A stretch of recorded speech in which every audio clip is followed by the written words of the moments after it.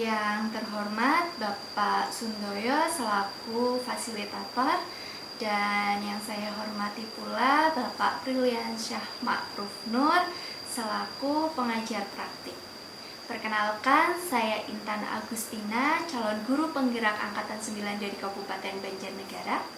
Pada kesempatan yang baik ini, saya akan melakukan praktik coaching supervisi akademik bersama dengan rekan saya, Ibu Mumbasito.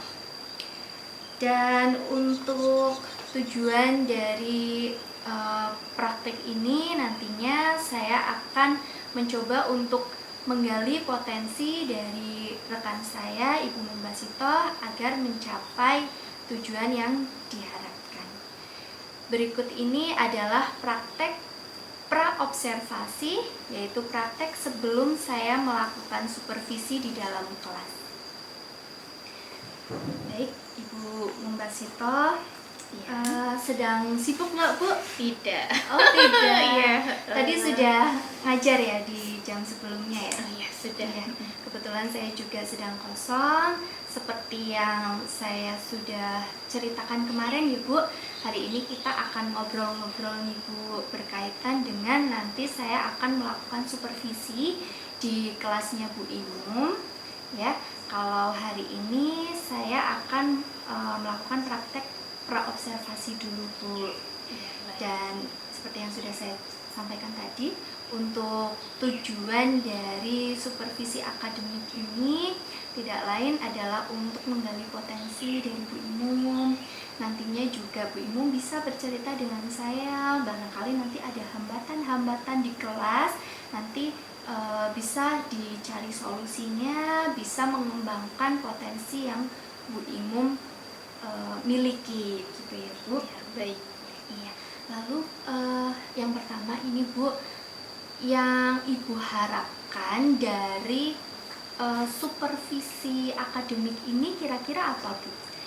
Yang saya harapkan yaitu yang pertama nanti bisa mungkin dengan adanya supervisi ini pembelajaran bahasa Jawa itu khususnya untuk materi aksara Jawa lebih diminati oleh siswa, karena saat ini memang sebagian besar ini ya siswa itu kurang menguasai yang namanya itu menerapkan atau mengaplikasikan aksara Jawa untuk menulisnya seperti itu. Tidak hanya menulisnya sepertinya, juga untuk membacanya seperti itu. Jadi dengan supervisi ini ada tujuan yang mungkin diharapkan itu ya salah satunya agar nanti siswa lebih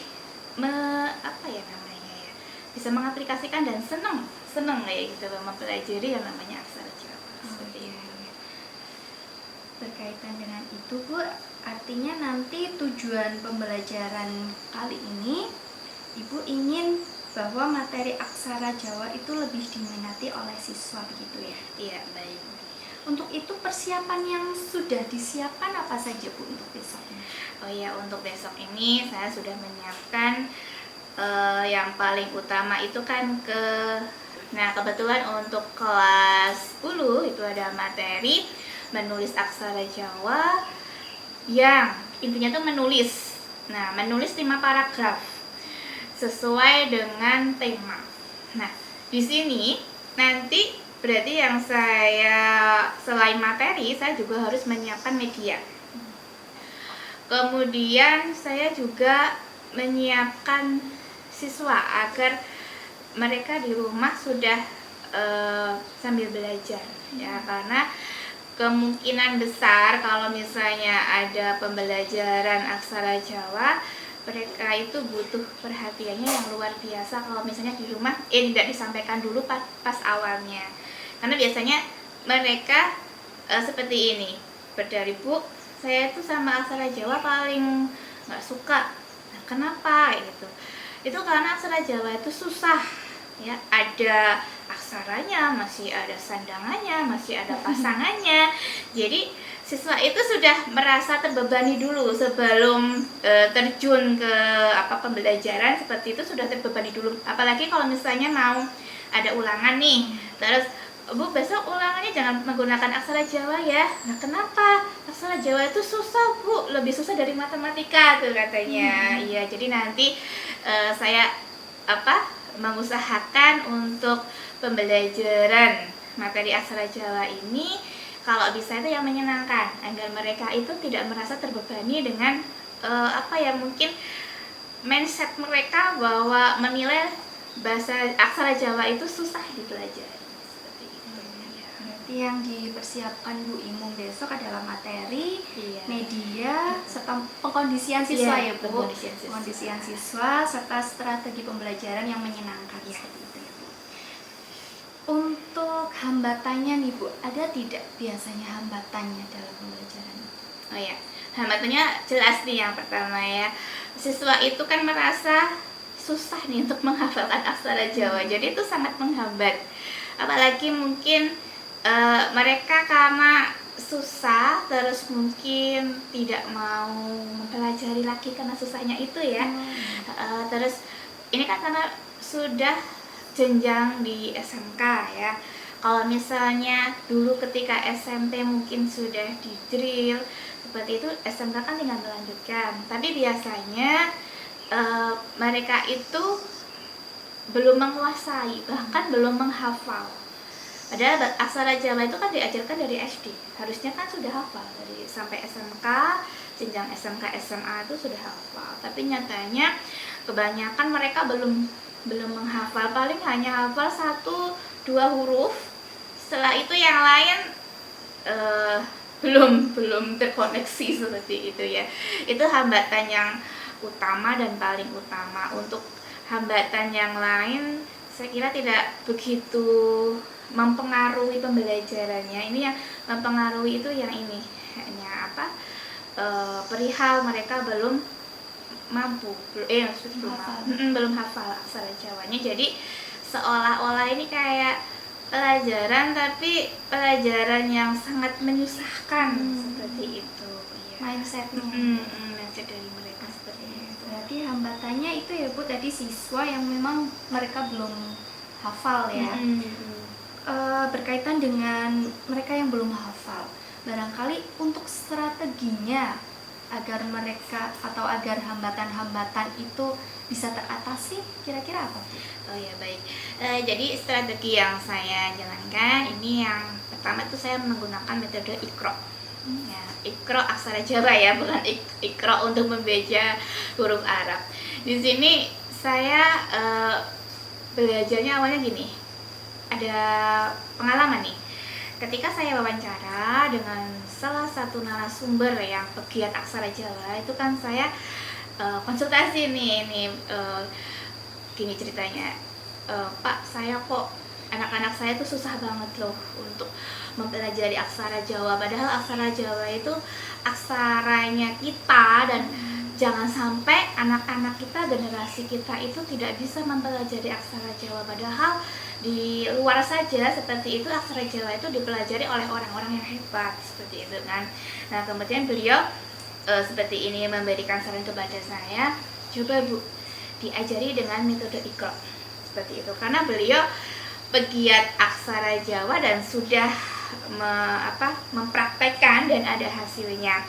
Dan di sini saya sedang tahapan ini, jadi saya memang beli buku Iqra aksara Jawa, kemudian nanti yang mungkin akan saya perbanyaknya saya menulis lagi biar nanti anak-anak itu paham dengan Iqra itu. Kan kalau misalnya kita mau belajar untuk belajar membaca Al-Quran ya, juga diawali dengan Iqra ya.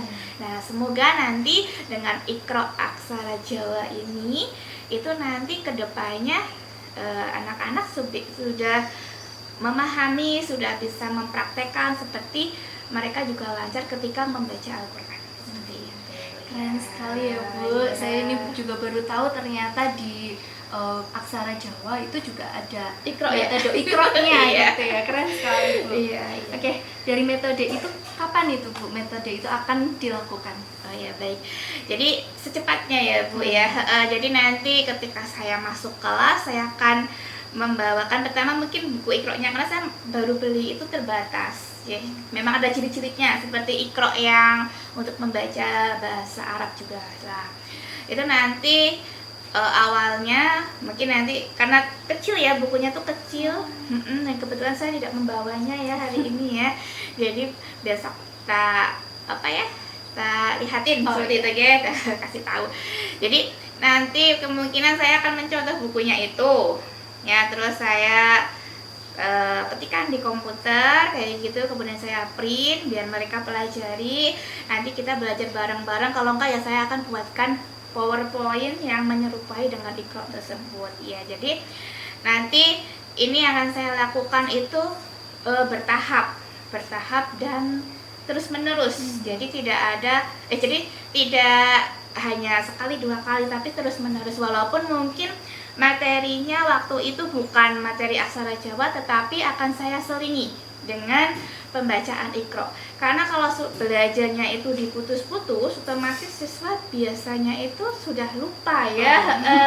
Tapi kalau terus menerus berlangsung seperti itu kan biasanya ingat, oh iya kemarin belajar ini, sekarang belajar ini gitu gitu.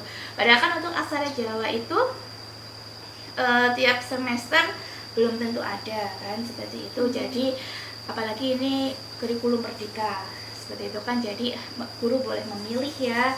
Nah ini walaupun mungkin materinya bukan ke aksara Jawa, jadi nanti tetap akan saya berikan mungkin 5 menit atau 10 menit untuk refresh lah ya, refresh mereka agar mereka seperti itu. Gitu ya Bu, berkaitan dengan strategi dan yang akan dilaksanakan secepat mungkin ya Bu. Untuk strategi tersebut, siapa yang bisa membantu Bu? Untuk strategi tersebut ya yang bisa membantu pertama siswa ya. Siswa. Selain siswa, kalau misalnya meminta bantuan orang lain pun sepertinya susah juga ya. Karena kita yang utama yang mau diajari itu kan siswa. Nah, jadi yang bisa membantu, yang bisa bekerja sama agar praktek tersebut itu berjalan dengan maksimal ya siswa. Kita di situ perlu memberikan motivasi ke siswa. Ini Bu Imam ini mau memberikan materi Iqra aksara Jawa. Yuk kita bareng-bareng yuk melestarikan aksara Jawa agar lebih agar kita lebih bisa mengaplikasikan. Jangan sampai nanti kita sebagai orang Jawa itu nggak paham dengan aksara Jawa, apalagi aksara Jawa itu kan sekarang sudah dipelajari oleh orang mancanegara. Ya, padahal aksara Jawa itu menjadi aksara yang tersulit di dunia ya, yang dipelajari kayak seperti itu. Jadi kalau misalnya menyia-nyiakan kok sampai tidak mempelajari aksara Jawa, ya itu nanti bisa-bisa punah ya, nggak ada yang mau mempelajari ya. Jadi yang sangat membantu saya siswa itu. Siswa diri ya. Siswa dan ibu sendiri. Iya, kita saling memotivasi. Jadi saya perlu memotivasi siswa agar mereka tergerak hatinya nanti mau belajar. Oh ternyata seperti ini. Karena kalau misalnya kita paksa ke siswa itu biasanya siswa nggak mau mempelajari. Tapi kalau kita deketin, kita kasih gambaran, kita kasih semangat, kita kasih seperti perhatian lebih ke mereka yang mau mempelajari aksara Jawa, itu yang membuat mood mereka menjadi lebih baik. Tapi kalau kita seperti hanya memberikan, hei anak-anak, ayo kita belajar aksara Jawa, mereka sudah ngedown dulu. Saya nggak bisa Bu. Saya aksara Jawa itu buat apa sih Bu? Nah jadi ini memang harus dirangkul dulu mereka agar mereka itu termotivasi dengan yang saya sampaikan seperti itu. Bu, dari obrolan kita tadi nih Bu, apa yang sudah Bu Imum dapatkan? Yang sudah saya dapatkan berarti nanti untuk kedepannya ya, ketika supervisi ataupun bukan supervisi ya, saya ingin memberikan yang terbaik buat siswa, yaitu pertama tidak hanya memberikan materi, tetapi juga memberikan perhatian agar mereka itu mau mengikuti pembelajaran dengan senang hati. Karena pertama kalau mereka sudah tidak ada perhatian dari guru untuk mengikuti pelajaran pun enggan seperti itu ya. Jadi dari obrolan ini saya berusaha semaksimal mungkin nanti supaya kedepannya ya saya tetap bisa merangkul mereka untuk bisa mempelajari pelajaran bahasa Jawa dengan baik, yaitu salah satunya dengan cara mereka diberi perhatian dulu, diberi motivasi dulu. Insya Allah nanti kalau misalnya kita sudah memberikan motivasi, sudah memberikan perhatian lebih ke mereka, itu otomatis mereka juga akan tergerak hatinya untuk memperhatikan apa sih yang kita berikan seperti itu. Ya, keren sekali ya Bu, dan strategi yang tadi sudah disampaikan Bu Imum. Saya berharap besok dalam supervisi maupun tidak supervisi hambatan-hambatan itu bisa terselesaikan dengan baik.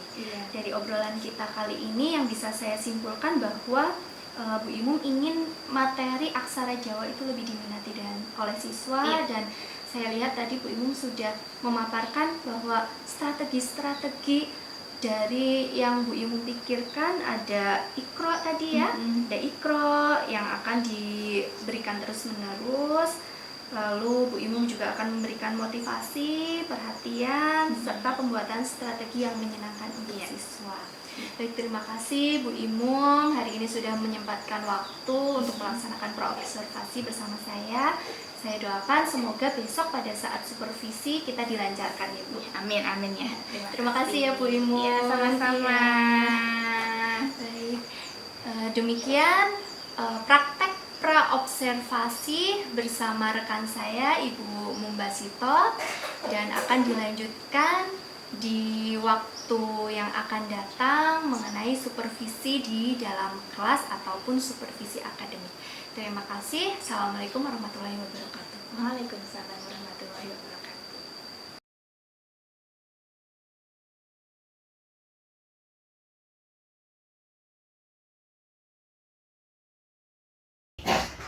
Meh pada mesani tembok apa meh pada merem?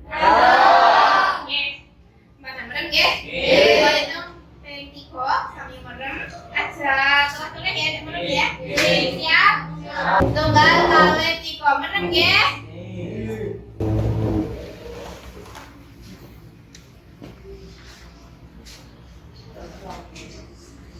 Oke, monggo kok saged dipun kadosi hak karune. Monggo. Terus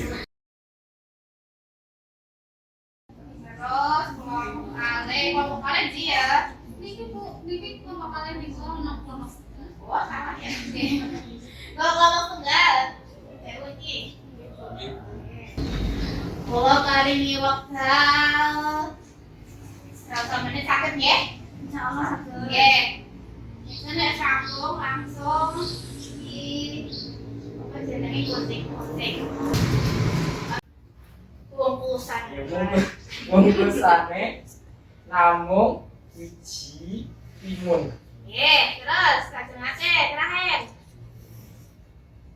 Mbok Srini sing kaweden ketemu raksasa banjur gawe perjanjian karo raksasa. Wis sore, nggih tetap semangat sampai kula. Terus dari kula akhiri Korean nggih. Nggih. Kita sing badhe nyapake.